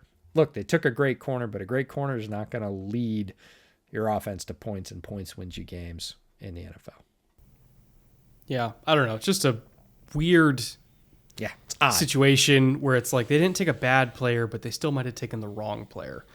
We'll see what happens with Fields' career. We'll see what happens with Mac's career. But like right now, in November of 2021, they probably want that one back. I'll just be kind. Well, Panthers, I think, would be a better team with either of those players. Oh, yeah. They probably would be in contention for first seed in the NFC. They would be. They'd be right there, much more competitive than they are. So if that's the measure, they took the wrong player. It's not the measure. We'll grade this in 3 years and see how things go. But right now, I'm with you. Right now, they'd be a better team if they had a better quarterback. Which maybe Cam Newton will be. I guess maybe we'll see. He will be. Maybe. Let's get to the bootleg shot of the week. We had a crazy vote. Wow, did you hear that? I did. Bottle. Crazy battle for last week's winner, and the winner by one vote. Elite cork sound there. Eno Benjamin running over some poor, emphasis on the word poor, 49ers DB on his way to the end zone. Because, I mean, this was a soul-crushing shoulder check of a touchdown run. And, Eno's been a bootleg favorite since before he was even drafted. So, we take a little bit of pride in this one. But hell of a run by him. Bone-shattering hit by him. And he is this week's winner. And for all of you that voted for Troy Reeder, just know that I agree with you. I would have said that he was the winner, but he got outvoted. Sure. Yeah, Troy Reeder in a dead heat. 1 vote behind. Edom won by 1 vote, but that's the majority wins. And you're drinking your Cazadores, and I have something that you think is probably whiskey, or at least you thought it was when you tasted it when you were at my house. But this is the Dourly's 8-year aged rum. Oh, that rum, yeah. Yeah, no, it's nice as a shot if you're not familiar with rum or think you don't like rum because all you've had is like cheap, white, hot rum. Go get yourself some Dourly's, aged 8 years, in casks. Good stuff. Goes down really smooth. So here's to bootleg favorite, Eno Benjamin winning shot of the week. Good shit, Cazadores. Good shit. So smooth. God, so smooth. You got a better one than me. You don't even have to chase yours. No, it's like drinking. It's like drinking butter. It's so good. I know people are like drinking butter. That sounds terrible. I'm like, gotta have good butter. This week's nominees: option number 1, Sean Bradley coming in with a whale of a hit on special teams. This was sent to us on Twitter by Chris. So, Chris, if you're listening to this, thank you. We appreciate you for bringing attention to this one, because I didn't actually see this one live, so it would not have been included if you didn't send this to us on Twitter. But it was a hell of a hit. We just had to nominate it. Option number 2, we got George Kittle welcoming Von Miller to the NFC West with a glorious pancake block. Good to see George back doing what he does best. I know people love to think of him as a receiver, but that man can block his ass off, showing his Iowa roots there. Speaking of blocking his ass off, Creed Humphrey is option number 3, demolishing some poor Raiders DB. I didn't catch the number before I put this one in here, but that one was that was a play that I immediately clipped off and put on Twitter live during the game, because it's oh my God, Creed Humphrey, he needs to be appreciated for this demolition of the Raiders defense. He's been one of the best centers in football this year, by the way, even as a rookie. Both him and Trey Smith have been phenomenal picks for the Chiefs. And then last but not least, another fellow rookie, Javon Holland, when I was doing my film study for the film room this week, which is on that really weird Dolphins-Ravens game from last Thursday night, where the Dolphins defense completely shut down Baltimore. This was the second play of the game, and Javon Holland tracked down a sweep from Devin Duvernay and just blew him the fuck up on the sideline. I mean, I'm sent him flying 5 yards off the field. It was a massive, massive shot. Probably my favorite of the week, if I'm being honest. But I had to throw it in there. Javon Holland, hell of a hit. Played an amazing game. Set the record, at least as far back as people have tracked it, for number of times a DB has blitzed in a game, with 21, which is insane. It was the weirdest game that I think I've seen this year, including the Steelers-Lions game, just because they played 0 45% of the time, and it worked. But it was a crazy, crazy game, and I just wanted to throw Javon Holland in there as our 4th nominee for the Bootleg Shot of the Week. Yeah, they previewed this last year, right? They played a bunch of 0 through the middle of the season. We called it out as we had our weekly recaps on Bootleg last year, and there was a stretch where they did this platoon bit, and they brought 0 certainly more often than just about any team in the league. Not as many times as they did against the Ravens, but they went through a stretch. I want to say it's weeks 6 to 9 or 6 to 10 last week, where it was every week they were lining up in 0 4, 5, 6 times and just going, come on, beat us, and doing that creative go till you engage, drop everybody else, fill the passing lanes, run those diagonals to run, basically clog the short cross.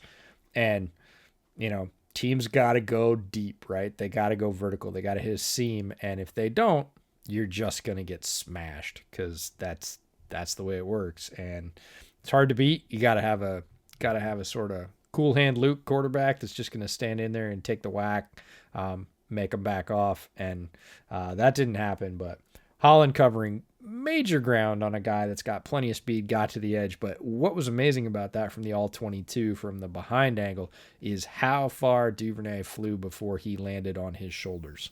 It was 5-6 yards. It's 4 air yards from on the sideline to in the air on the white, landing on your shoulders. He got detonated. Creed Humphrey slipped before regaining his feet and absolutely steamrolling that guy. That's a piece of that play that gets missed. Comes out, stands up, basically slips on his first move, recenters his feet, and goes hunting. That one's great. Kittle just being Kittle, man. Von, I think, wasn't quite ready for full Kittle. You never go full Kittle. Well, Kittle goes full Kittle all the time. Basically picked him up, drove him backwards. It's been probably a bit since Von's had one of those. It'd be interesting to go back and figure out the last time he got sort of decleated and upended and put on his shoulder blades. Kittle had no compunction, gave 0 fucks about doing that. And the Sean Bradley one is a straight 90-degree, full slab rib shot on special teams that moves the returner immediately sideways.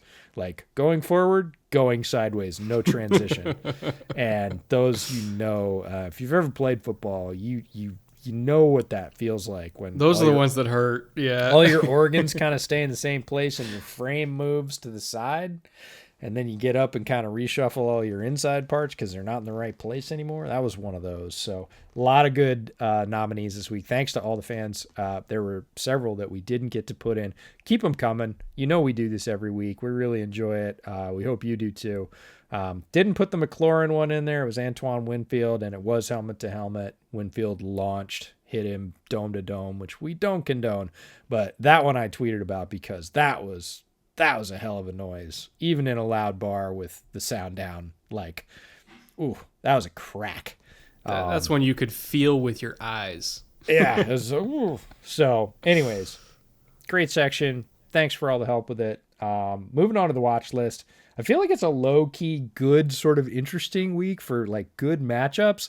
Like, late season matchups. Like, there are storylines here. It may not be the best teams or the division leaders or whatever else, but we talked about some teams already that are developing that look like they could be that second half team that kind of gets on a groove and that helps them roll into next year. So picked 4 games. Bengals Raiders because it's 2 sort of teams in the middle, and I already stated that my interest in the Raiders playing well is I don't want to see them start that second half slide. Bengals have been a tough team, but up and down. Somebody's going to have to win this game.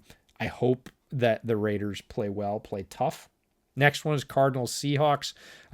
Russell's back. He was back last week, but it was sort of like that first game back. Maybe it's like the first game when you get on, you're playing your video game with your friends and you get wiped out and you're like, that was my warm-up game. Well, Russell and the Seahawks offense didn't get a lot going against the Packers. Feel like with a full week of practice, him being back, him being healthy, playing again a division rival. But Cardinals have played the Seahawks tough, and they're playing much better football this year than they have in years past. So it's an interesting matchup.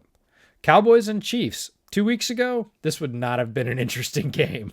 Cowboys should probably wipe the floor with the Chiefs, but Chiefs seem to have found a little bit of their offensive mojo. So Cowboys again returned to form last week. Now we have 2 teams that maybe are coming at this game a little bit closer to their peak. That could be really fun. And the last one is purely from the sort of Cam versus Rivera option. These 2 guys like each other, but Rivera was the coach when they said, hey, we're going to move on. Washington and the Panthers. I think Washington, this feels like a little bit of a trap for them because how could you get more jacked up than playing the world champs and beating them, right? There's going to be a little bit of a letdown. They've got some injuries. Chase Young wasn't the only one. Brandon Sheriff on the offensive line for Washington in and out of that game like 3 times. Obviously not super healthy. You mentioned some of the other Washington football team players that are not on the field. So injuries, again, at this point of the year, but Washington's kind of playing well out of its mind. Are they going to regress, or are they just going to be that sort of crazy hot team that is exceeding expectation and really taking it to what is a talented Panther squad? And then there's always the kind of, I think revenge gets overused or overstated, but rematch, let's just call it a rematch game between two players that are pretty familiar with each other. Did you hear what Rivera said when somebody asked him, do you have like a file of plays that if you ever ended up playing against Cam, you would use? Did you hear what he said? No. Oh, yeah. Yes, I do. Oh. I was like, there's and a they defensive probably coach won't for work. it. They probably won't work, but he's like, man, how would I defend this? Because defensive coaches do that even with their own quarterbacks, right? Like, if I had to come up against this superhero, what would I do? I bet I could beat him. And he filed that stuff away. So going to be a bit of a rubber match that way to see if it actually works. Who knows? Oh, man. And what's crazy about it to me is that, we put down 4 games here that we really can't wait to watch. There's 4 others this week that I very easily could have, like Saints Eagles, super intriguing to me, especially with, a really good run defense with the Saints and a really dominant run defense or run offense lately with the Eagles that we talked about. Like, that's an amazingly intriguing game. Packers Vikings, Kirk Cousins only thrown 2 picks all year going against Aaron Rodgers, and Packers-Vikings traditionally has been a very entertaining rivalry. Like Colts-Bills, I think is low-key, like super cool. in terms of like AFC playoff seeding implications, because the Colts are fighting back after like a 1-4 start. They're 5-5. The Bills are coming off a big win, but like the Colts are kind of a good team themselves. Jonathan Taylor's making a run for Offensive Player of the Year. Ravens, Bears, you got Justin Fields, trying to keep, coming off the bye, trying to keep his, trajectory moving upward against a very aggressive Ravens defense that is salty as fuck after losing to the Dolphins. Like, there's a lot of good games this week. I mean, a lot, like more than we could fit in the watch list, like by double. So it's going to be a loaded show next week. I could tell you that much, because there's going to be a lot to talk about. Yeah, if we go back a couple of weeks too, right? It was hard to pick 3. We definitely didn't pick 4. And now we can't fit it all in one segment. I sit down to fill this out this week, and I was like, and look at that. I was just like, and that one, and I was like, oh shit, that's like 8 games. I'm gonna have to cut that down. But that's what I meant when I said low key, kind of good, interesting matchup week. There's just a lot of fascinating stuff going on if you're paying attention. And this is, next week's show is going to be a lot of fun. We're going to have some cool nuggets to pick out and bring to everybody.